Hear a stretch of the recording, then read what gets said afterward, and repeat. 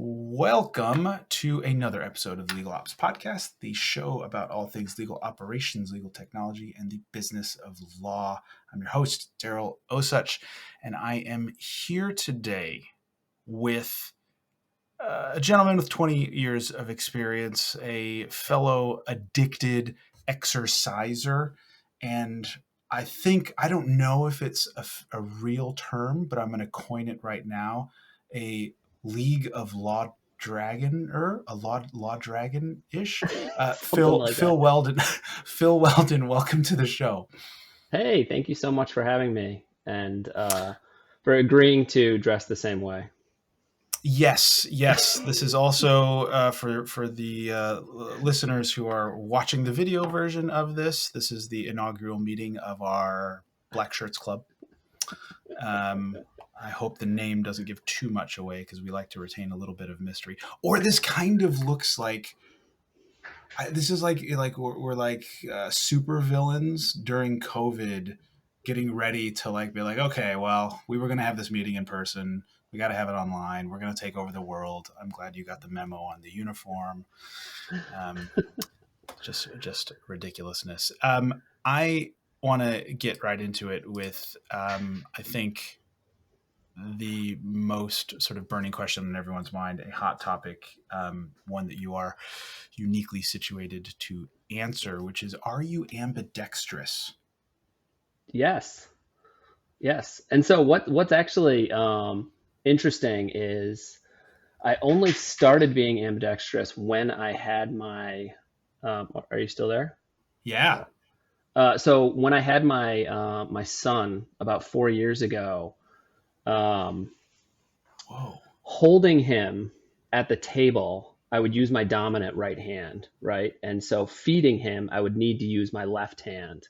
And so I started teaching myself to eat with my left hand. And I was like, you know what? I'm just going to run with this and do this for every meal. And most of the meals that we eat here are Asian meals. And so I have chopsticks. And so I'm eating with chopsticks like every meal. Whoa. And the other thing that I would mention is, and I recently found this out, is that um, how you can tell how good you are with chopsticks is if you can pick up a boiled egg with chopsticks. And so I can do that with my hand, with my non-dominant hand. But so I've just started doing everything with it. Like I shave. Anytime I'm doing filings or anything like that, I'm always trying to force my left hand to just see how good I can get with it. And now I'm starting to write with it and all of that jazz. But the funniest part was in December, we were on a trip in China visiting my wife's relatives. And so we're at a big table. We're having this traditional Chinese meal. I'm eating with my left hand with chopsticks. And somebody at the table goes, Phil, you're so good with chopsticks. That's impressive. And I go like this. I go, actually, both hands. And I switch and I started eating with my right hand. And everyone was just like blown away. But Dude, I had no idea. Look, I'm shocked. I am blown away. I had no idea that was what was behind the ambidexterity. Oh my God. That I was thinking in my head as you're talking, like, sure, maybe a spoon or a fork. I have two boys. I could imagine that. I've done that awkwardly. Handling chopsticks with your non-dominant hand it seems to evidence right. But now maybe. I'm like four years into it, doing it for every single meal. But the other thing is like it activates like a different side of your brain when you're using the non-dominant portion. And so like I would say it's one of those cheat codes to trying to optimize your life. You know what I mean? Trying things in a different way, trying to learn things a different way. Yeah. One of my team members at some point years ago forced himself to use his mouse with his left hand for that Hmm. exact same reason. And it occurred to me, it wasn't it was a couple months into knowing him where I just stopped mid work conversation. I was like, "You're right-handed. What are you doing?" And he gave me a similar explanation as you just gave. And I understand the benefit, and I'm a big fan of like the sort of these almost like daily, easily accessible Mhm. neuroscientific challenges. And at the Yeah. same time, no, that's like, I am legitimately impressed. God, Phil, unbelievable. Phil, joking aside, you have had a fairly interesting long career. You're, I guess, in the legal field and legal tech, kind of a mid career, and then kind of rising, right? Like the best is yet to come. I do want to give you just a couple minutes to give me like the high points of the 20 years so far. What are the sort of the benchmarks or the sort of signposts along the way to where you are now?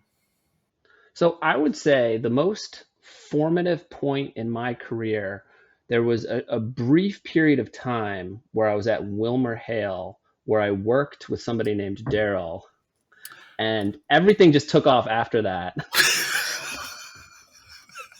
It's just, look, you're only saying this because we're both wearing black shirts.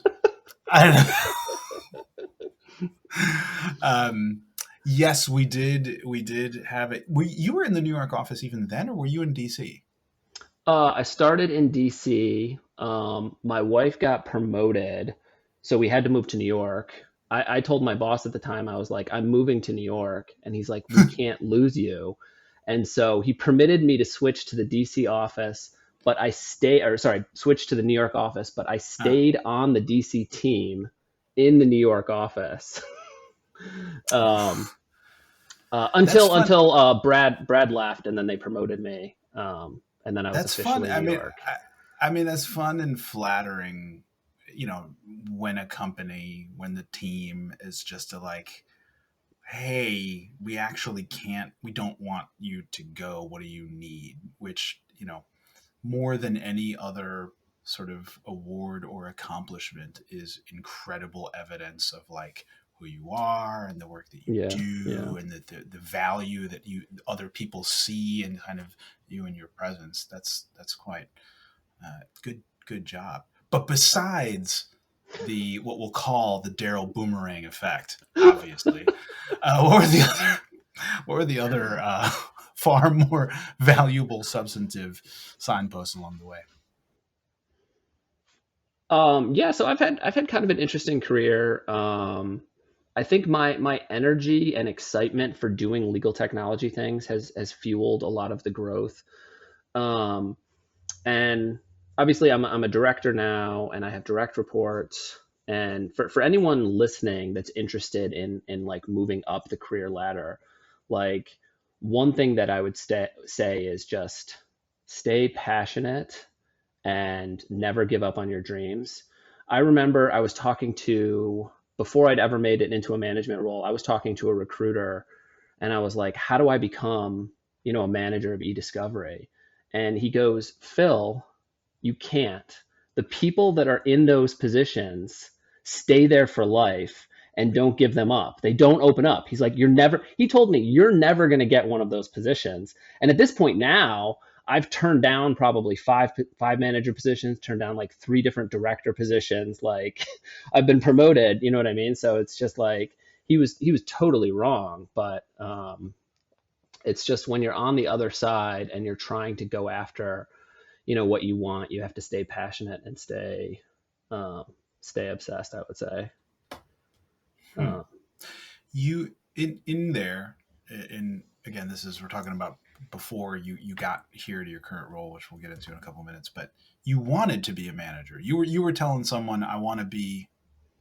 What was behind that? Was it just like personal professional challenge? Was it like you enjoyed the work, enjoyed team building? What was it that made you say, I want to manage this thing at a larger scale? And I think actually, one more question: when ballpark was that conversation? uh, that was actually while I was at Wilmer Hale.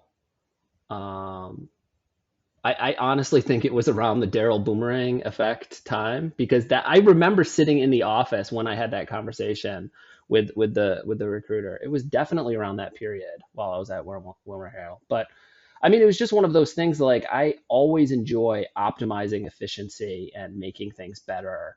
And I always ask questions like, why are we doing it this way? What are the best ways to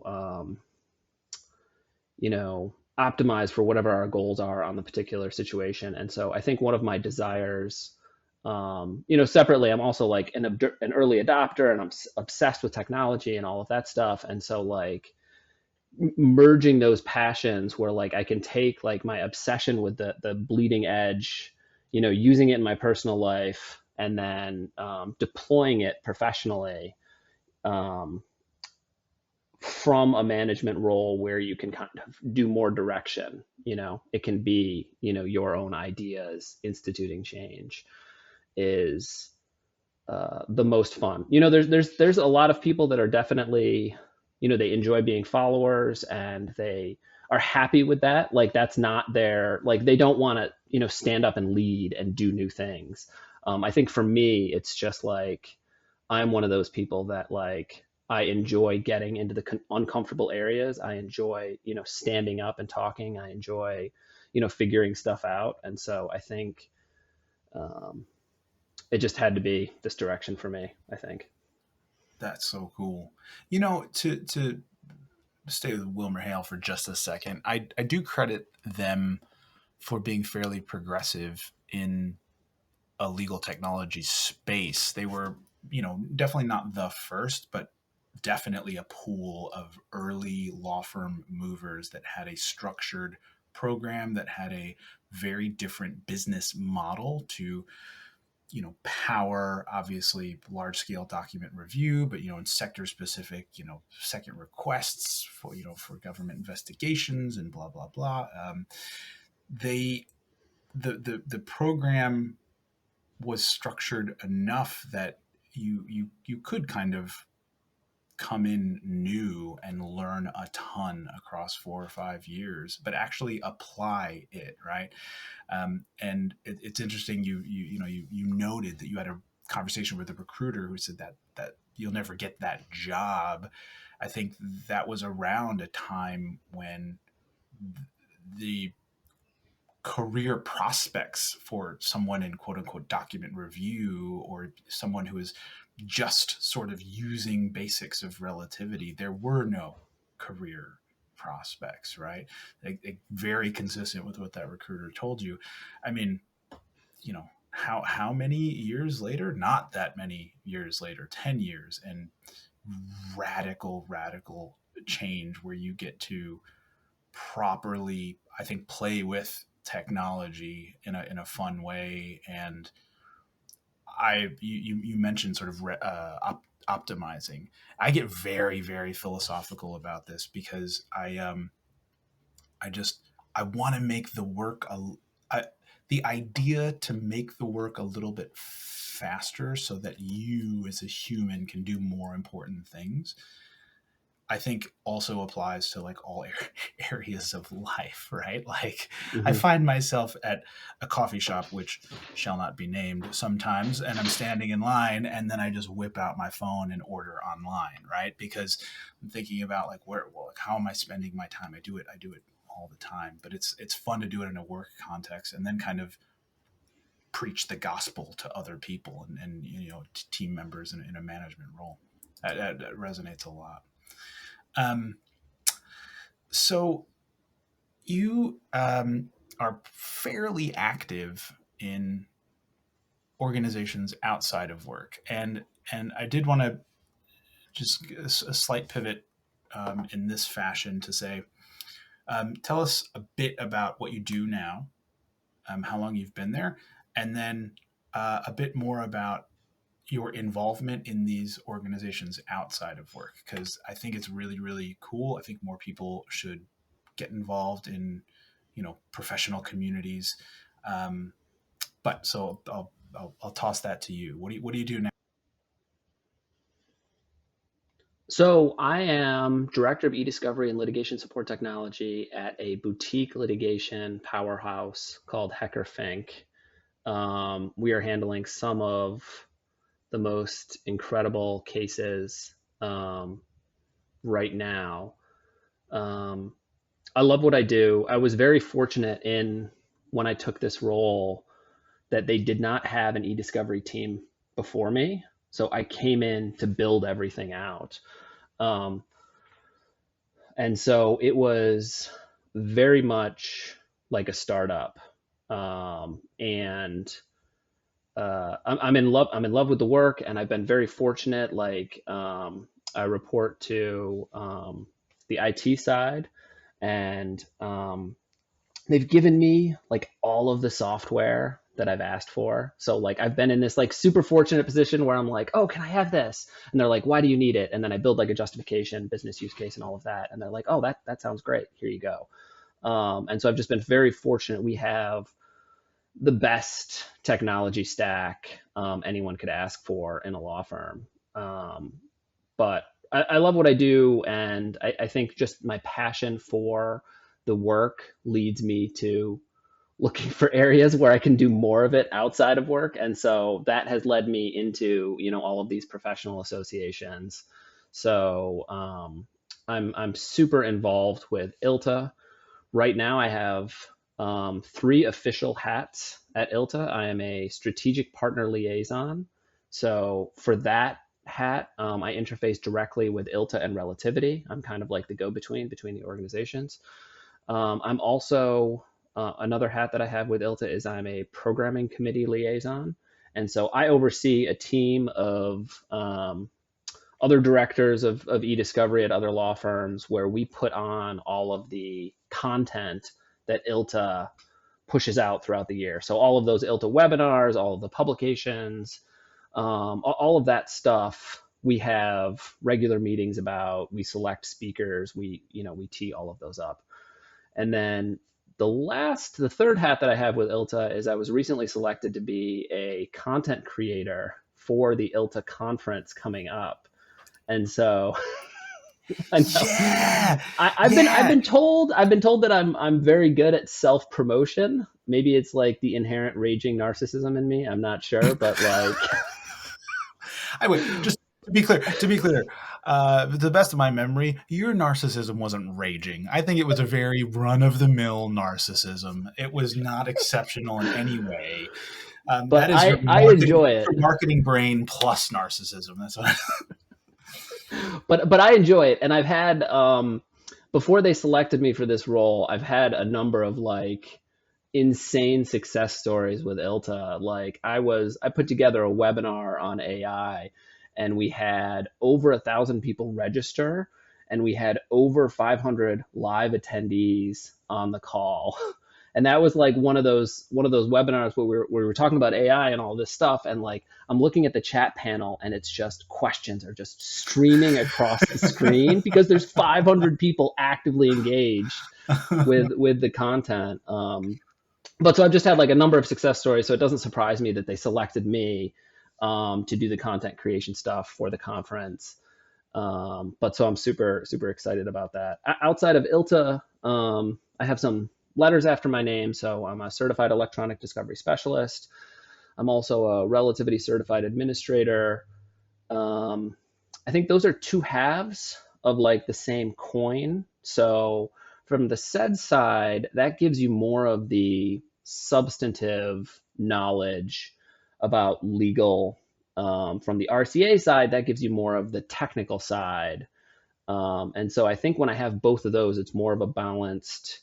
Um, I recommend both certifications to like everybody. If you're in e-discovery and you're obviously going to be working in relativity at some point, um, but having the technical skills from the RCA or the substantive skills makes you more of a balanced um, professional in any of these e-discovery roles. If you're already an attorney, the SEDS certification is usually a pretty easy test to bar. If you're a technologist, like if you're coming from like the help desk side, the SEDS can be quite difficult. Both exams are proctored. They're serious tests. You have to sit down. They're not something that you can usually just show up and pass. I remember when I took the RCA is notoriously difficult. And I remember I took it in person. I mean, this was years and years ago.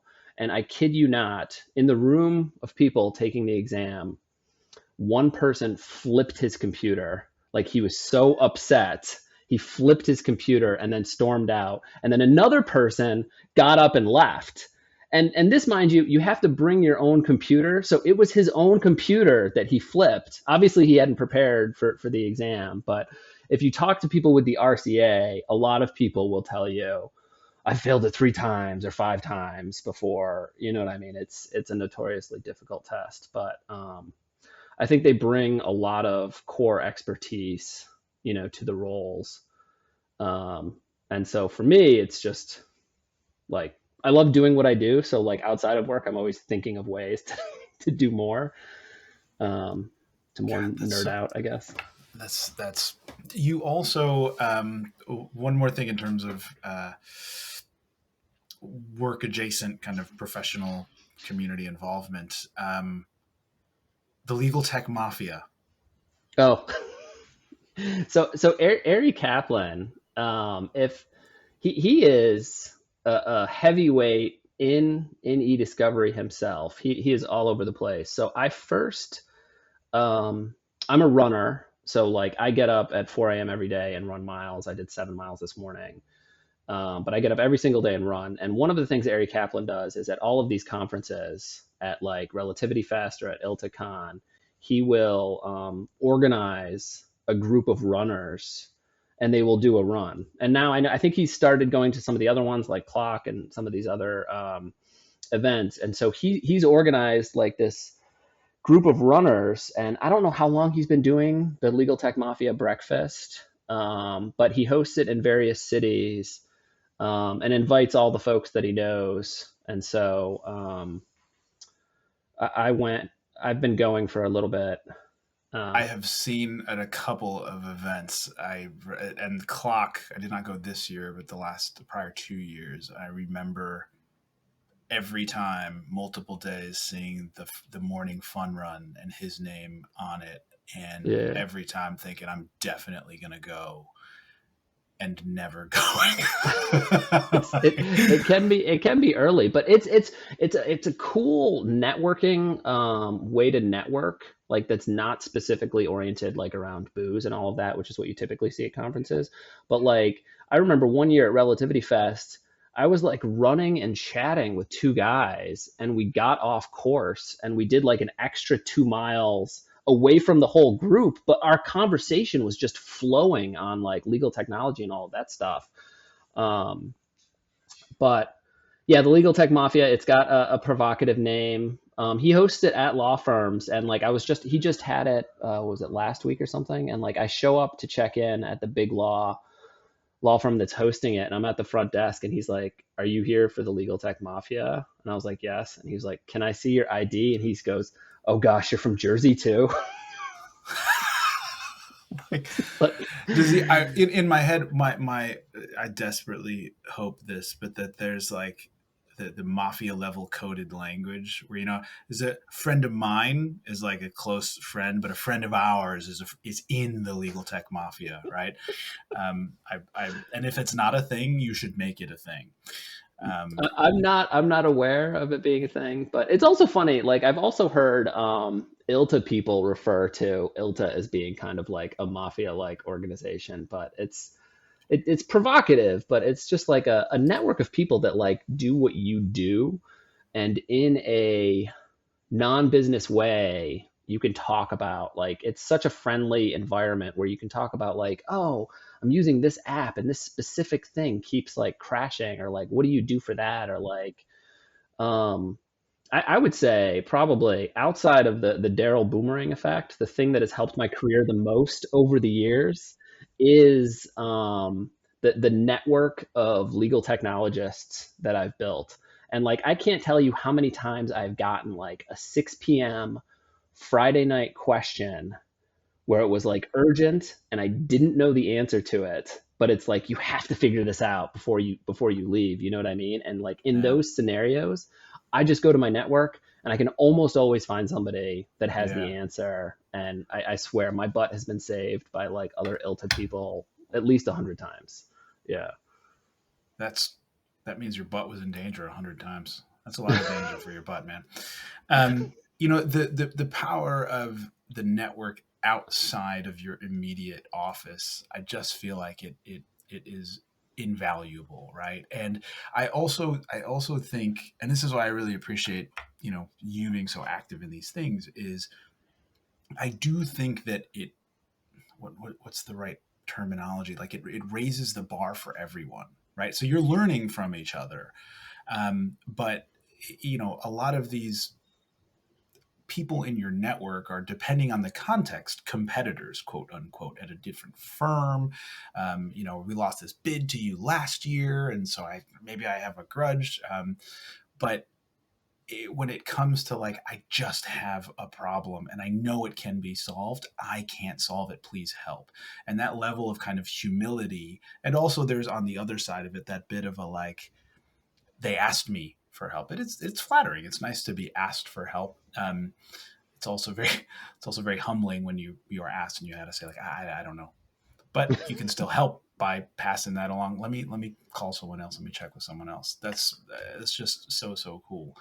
Um, have you been to Clock by any chance? I have not. It's on my. I definitely want to go sometime. It seems like an incredible. How would you say clock has shaped like your career? I think it is. So I guess now I've gone twice or three times to the global event. In the last couple of years was in Las Vegas. It is a high powered, very condensed sort of networking and learning experience. Um, it they make these sort of like business case packets to give to people, especially newer people um, who are very early in their career.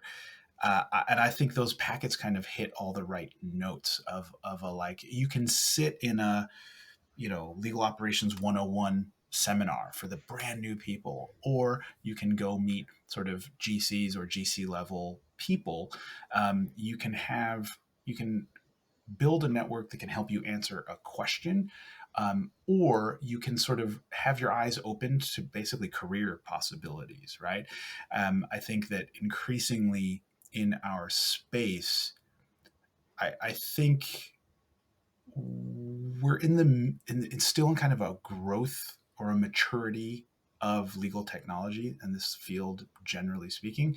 I talked to someone who was opining that the future of the practice of law um, is not necessarily lawyer driven. It is someone who is very multidisciplinary, and they are a professional Swiss Army knife for an organization, for a law firm. And that there's going to become a point where you cannot separate out the legal issue from the technological tools necessary to sort of resolve or support positions for that issue. They must coexist. And the ability to sort of quickly deploy tools, searching, summarization, whatever your need is across a massive data set. Guess what? They don't teach that, in constitutional law. I regret to inform people who are in law school right now. um, I always tease that I really want to go to, like, a career day, and I'm like, what's the most valuable skill now that you're in the field? And I'm like, Excel. Yeah, yeah. Excel is the most. If you learn your way through a spreadsheet inside and out, you can apply that knowledge and basic formulas to so many other programs, and things like CSV and just basic stepwise logic and blah blah blah. But I think that, coming back to Clock, it is this massive event that serves as sort of a supportive framework for, again, ideas, people, problem solving, etc. It's fantastic. It is in Vegas. For our American listeners, you know what that means. But I when the last time I got a kick out of, a coworker went, and a couple of Australians, and it was their first time in Las Vegas. It's a lot. Vegas is very very Vegas. Next year it's in Chicago, by the way, for our listeners. That's my home turf. I'm excited. Chicago's awesome. Yeah. Yeah, yeah. Um, you mentioned that in your current role, you have been in this kind of a startup mode to be able to kind of acquire tools. And do you have a team? Yep. Yep. Yeah. Building a team, what are you looking for? What are you looking for? What have you been looking for? What has been a big factor when you've chosen people for your team, or suggested, or sort of opined, this is the person. Please hire this person. What are you looking for when you've been building a team?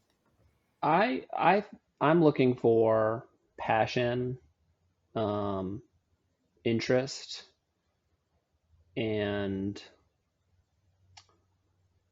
I guess effort, and I think those things you can read pretty well in an interview. If somebody's passionate, if they put a lot of work into their resume, if they, had tried to plan out how they were going to do, the call. Um, but it's difficult. It's really, really difficult to find great people.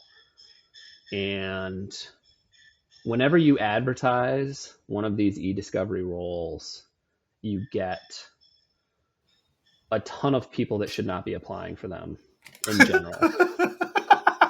What is that? Uh, Tell me more. Tell me more. I gotta I know. mean, it's people with no qualifications whatsoever for what you explicitly said were like requirements for the role, and you just have a ton of those. And like I feel extremely blessed and fortunate in where I'm at, where we just have an incredible HR team that does all of the heavy lifting, weeding out um, all of the people that probably shouldn't be applying for these kind of roles in general, um, but yeah, so I think I'm mostly interested in, passionate, thoughtful, hardworking folks. Um, and I feel like I've found a lot of success in the hires that I've made. Um, and so it has yielded unexpected gifts, I would say, in what you're able to do as a team. Like the saying is always like, if you want to go fast, go alone. If you want to go farther, you know what I mean?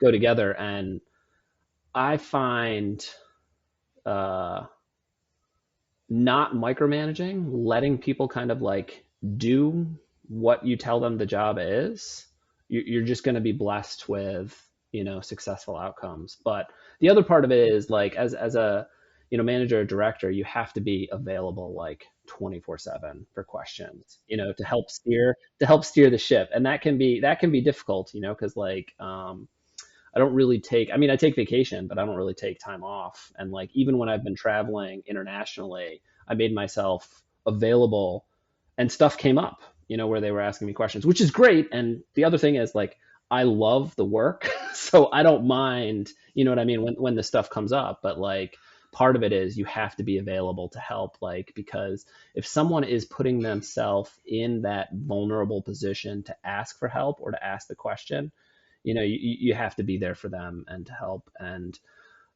actually, through ILTA, one of the I would say foundational principles that I've learned from Joy, who's been leading the organization, is this idea of servant leadership. It's not where I'm here to shout the directions, do this, don't do this. It's the other way around. Like, I'm here to be available to give everyone else everything that they need to succeed. You know what I mean? And so I try to practice radical transparency. Anytime I give a directive where I'm like, it should be this way, I always give, and this is why.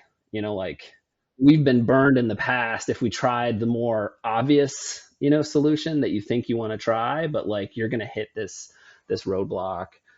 But yeah, so servant leadership is such a huge thing. And I've found, like, I feel like I'm building a more successful team. And the other interesting thing is through these positions that we've posted and hired for at my firm, I have had how many? 3 or 5 different past direct reports from my other management positions at other firms apply. So like you're doing a good job as a leader when the people that used to work for you are like, yeah, I want to go I Yeah. want to go work for that guy again. Yeah. Um, God, that's awesome. Let me ask you, these hires, and just generally imagine in your head, are we talking mostly, on the junior end of knowledge and experience, or is it more sort of mid career? no, we've done both. Yeah, Both.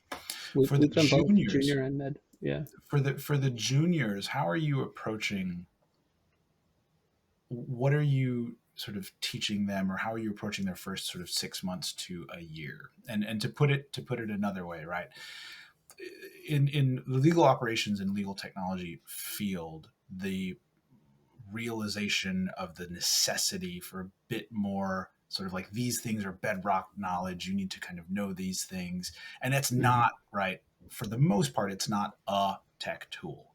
I think there are some sort of outliers. I was joking about Excel. I think, as you point out, I think in a lot of cases, good knowledge of relativity is going to be undeniably valuable. It's not time lost. But what are you saying? Okay, so you're fairly new here.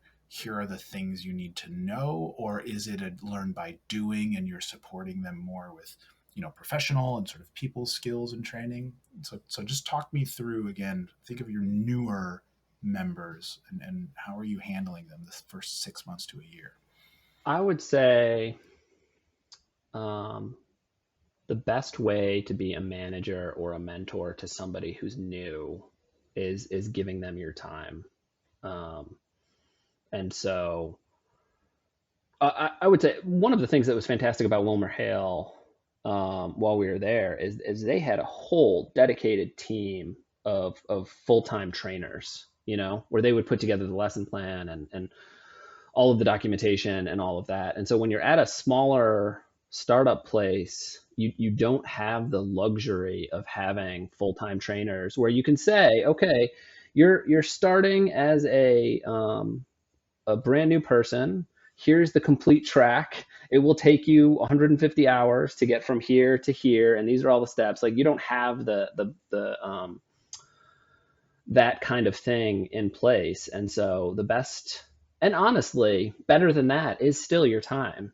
Giving them your time and your direction, and teaching them aspects of the job that will help them later. And so, like, I push everyone on my team um, to go after the SEDS and the RCA certifications because I found them extremely helpful in my career. And um, part of me doesn't want them to get the certs and then go elsewhere because they're going to be sought after once they have those on their.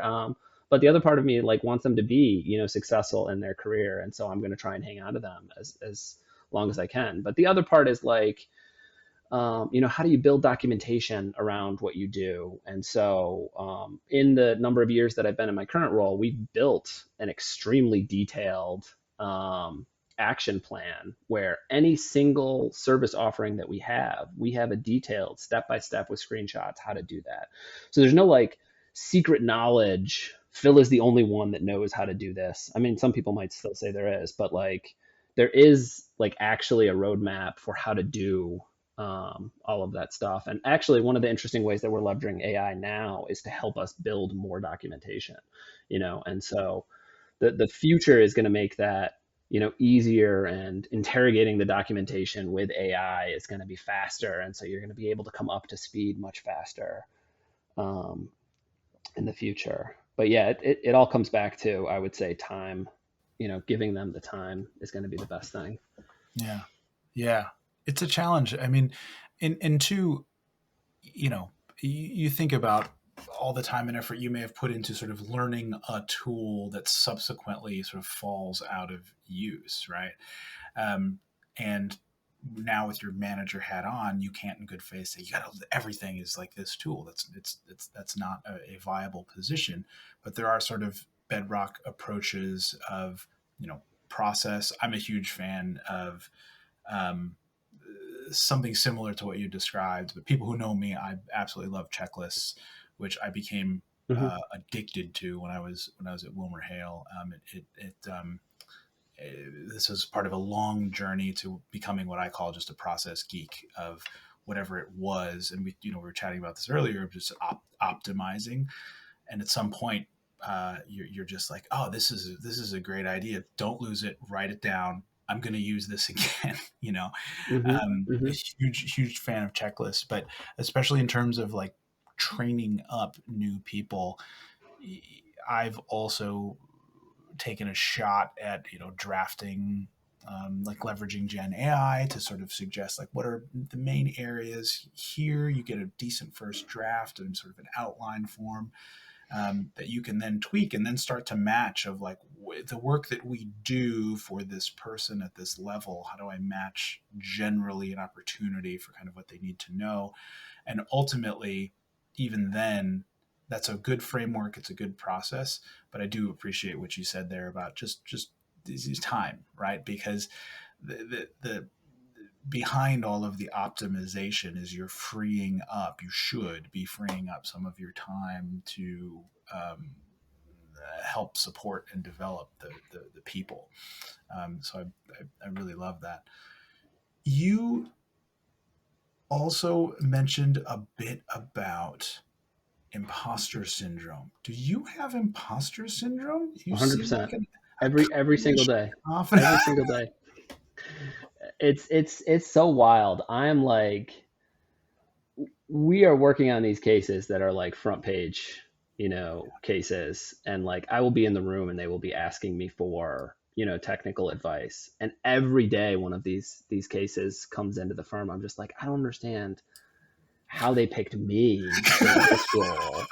Or like when I get these invites to speak on these panels or webinars, I'm like, why me? Like I'm the least smart person to be talking about this stuff. I mean, I love talking. Like I will get up and talk if someone gives me a podium. But like, yeah, imposter syndrome is so incredibly difficult, and it's been something that like I feel like I struggle with.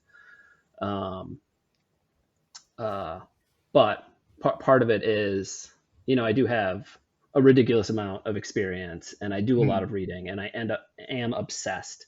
And so when I get over that hitch of like, should I be here? You know what I mean? Like I just default to, I do have all of this experience, you know what I mean? And I get kind of like that fast talking New Yorker where like, I'm just like spewing all of my ideas and like experience. But yeah, imposter Sometimes syndrome is tough. sometimes your inner voice lies, and Hmm. you lose sight of you carried it with you for so long. You lose sight of the effect that your cumulative experience and sign of your enthusiasm and knowledge, what that looks like to other people. You Hmm. don't see what you look like to other people, but you Yeah. hear your inner voice who is like, you should be in this room. What are you doing in this room? um, I, I definitely, I went to an event, and I don't think this is exactly parallel, but I got the opportunity to go to an event in London, a few weeks ago, and I do love that concept of like, put yourself in the right rooms. It's Yeah. okay to be not the smartest person in the room, but I remember looking around and being like, what am I doing here? Like, everyone's so smart, and I'm so happy to just sit around and be like, just say some smart stuff. I'm gonna Yeah. listen. I'm gonna Yeah. try to learn from you. But that, it that resonates with me. I feel you on the imposter syndrome. Um, Let me ask you another, maybe tangentially related question, and this is a bit open. This is big opinion question, which is, what is creativity, or where is the place for creativity in this legal technology field? It seems like we're making jokes about Excel, and we're talking about process, and talking to people. Some of this stuff sounds like these are, you know, fairly practiced, maybe even methodical. Is there any room or space for creativity? Has that served you? Has it come up in your career so far? I would say that creativity is probably one of my greatest assets um, in my career. And I will tell you a background story. So in high school, I wanted to be a comic book artist. And so I just spent all of my time drawing comic books. And I actually got to a point where I was not bad, and I was Yeah. selling copies of them to other students and making Yeah. decent money selling my Yeah. drawings and comics. And then I discovered, of course, that comic book artists make no money, Yep. and you would not be able to sustain any kind of career. But I think that I've always had that kind of creative mind, and I'm always trying to think about things in different ways from different perspectives. Um, Before we had kids, we traveled all over the world, to some very exotic and far places. And my favorite thing about traveling is putting yourself in a beginner state of mind, you Mm. know? Like, especially when you go to a country like when we were in Eastern Turkey, and it's like, I don't speak the language, I have no internet connection, I'm trying to figure out how to order food or to get from this part of the city to this part of the city, and relying on your creativity and figuring things out can be, a huge boon. And so I honestly think creativity is a huge asset, and being able to think in different ways, um, accepting challenges. Um, I'm probably rightly famous for saying that, like, we can do pretty much anything. Like, there's no problem that you can come to me with that isn't solvable in some way, shape, or form. It Mm. may cost $1 billion, Yeah. Yeah. or Yeah.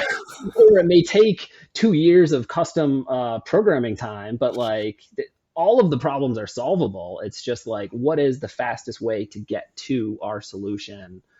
um, and so I think that has led me down like a lot of interesting cases. I've now had like 5 or 6 cases where we hired custom developer teams, to build applications for That's our data problems. rad. um, yeah, no, it's really, when you go to the client and you're like, look, if we had done it the way the vendor said to do this, you would have been charged $500,000, and we did it for 20 grand, hiring two, you know what I mean, developers who built the solution for us in 3 weeks. Like, it's, But um, that's actually a really really good anecdote because you had necessary sort of technical or problem solving knowledge. You saw that there was one path to a goal, and then you're saying, I think that there is a different, cheaper way, in this case, a shorter, we'll call it a shorter way. And that mhm, cycle of like having enough of the like core tools in your head to kind of cobble together a problem and say, I think we can solve the problem this way. Like that is creativity to my mind, right? Like, the painter has literal tools. They have certain techniques. Anyone can learn them, but that doesn't make you a professional painter. That doesn't make you a famous artist. It is how are you combining those tools and techniques in a creative mhm, way. And I fundamentally don't think it is that much different, but that is and perhaps that's an overly grandiose comparison. At the same time, that's so cool. Like I could, your anecdote is so cool because I could just imagine. And again, this is I'm sharing my geekery as well. Like I would be so juiced to sit in this meeting and be like, yeah, let's do it. To get the developers. This is a good idea. Do you guys see that? Like I definitely geek out at stuff like this, and then handling the human side of that conversation where there's going to be some doubters. Well, I don't know. They're saying 500,000, but 500,000 is so much. We could just try this cheaper, and if we're yeah, right, then you saved $480,000. right. I just love that type of problem solving, and I think it is. If it is not exactly creativity, it's darn close.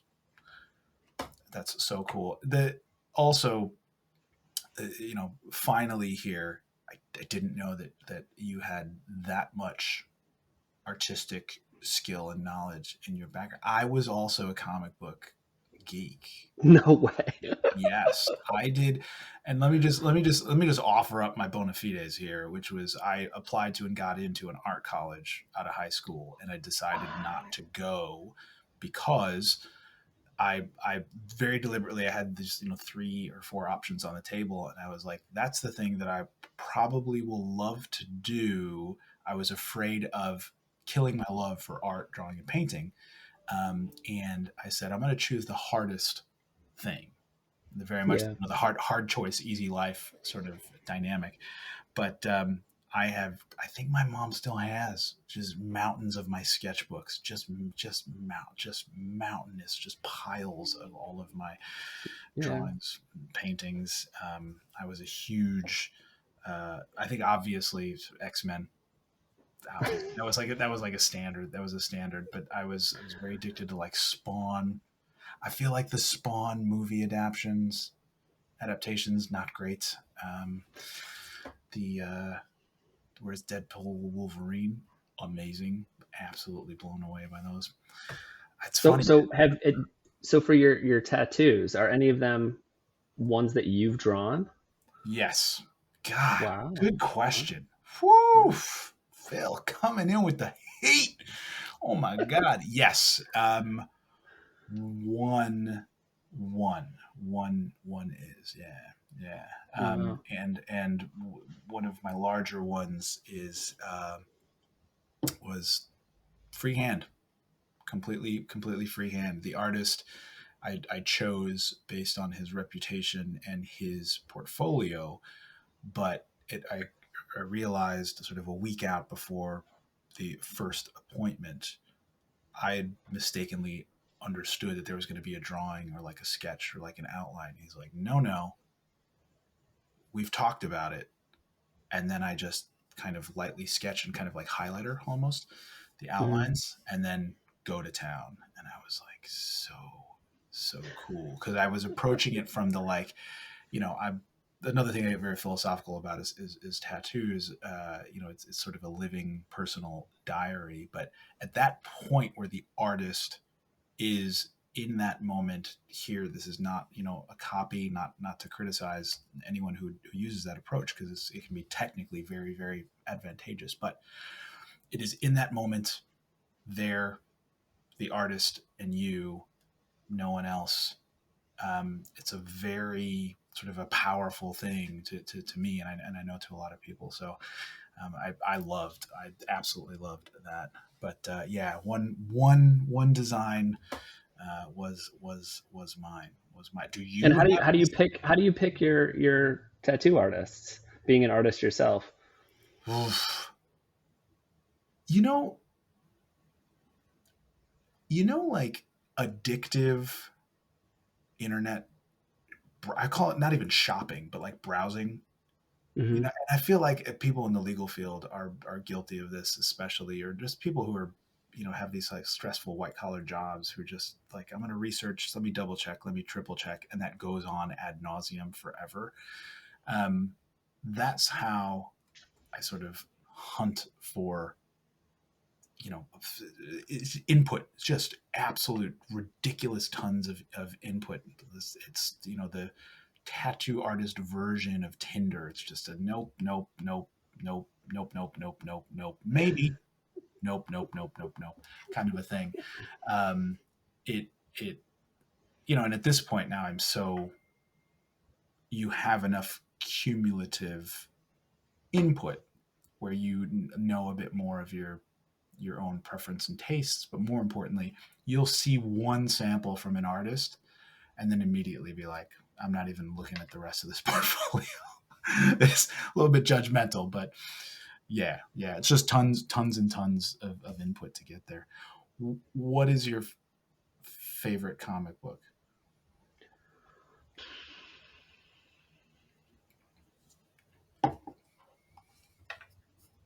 That's a tough one. There have been a number of really good ones. The challenge with comic books in general is like you always have like a really excellent writer or a really excellent artist, Mm, and they are often not paired. And so like you'll be like, oh, I love the art for like this one guy, like Todd McFarlane with Spawn or whatever, and you're Yep. like, and then you know read some of the stories and you're like, but they paired him with like a lesser writer, or he's doing his own writing, you know what I mean? And it's may or may not be as good as what you're hoping for, and it's just hard to find like uh, that perfect mix. Um, but do I have any? I don't know. Sometimes when I'm at the airport, I'll pick up like a trade Mhm. paperback or a graphic novel, something to read on the plane if I don't have a book that I'm already reading. Um, You give it a think. We'll have you back on the show for your final answer. For your final answer. And on that note, to be continued next time you are on the show, Phil. I'm excited. I'm excited. Um, Thank you so much. This was awesome. yeah, I yeah. Thank you so we much for could having me. we could clearly chat for a while about our shared art backgrounds, which is just even funnier again for people who are watching, like two dudes with black glasses, black shirts, black watches talking, like it's just what an absurd visual. I love it. It's ridiculous. Talking about comic books. Is this a legal tech podcast? Yes, it is. Phil, thank you so much. And we'll talk soon. Okay, thank you. I hope you're enjoying the podcast. If so, like, subscribe, or leave a review. Find the Legal Ops Podcast on your podcast app of choice, or select episodes and additional content on YouTube. And please do reach out with guest or topic recommendations. Thank you again.